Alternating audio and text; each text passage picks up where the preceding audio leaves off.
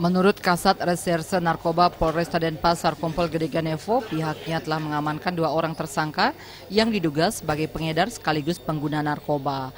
Awalnya polisi mengamankan tersangka ASB, laki-laki 36 tahun ini ditangkap di Jalan Pulau Indah, Denpasar.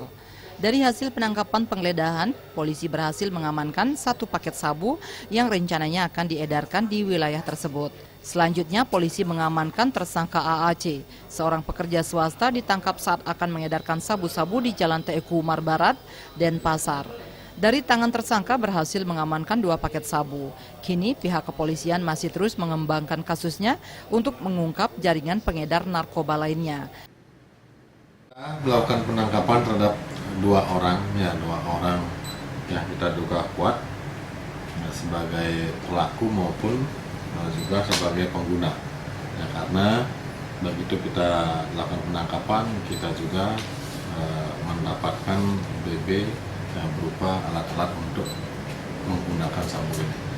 Jadi untuk sementara kita masih kembangkan kasusnya dan kepada tersangka kita masih terus lakukan pemeriksaan.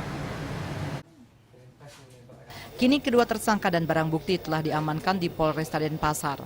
Kedua tersangka dijerat dengan pasal 112 ayat 1 Undang-Undang RI nomor 35 tentang narkotika dengan ancaman kurungan maksimal 15 tahun penjara. Kadek Swantara, Bali TV.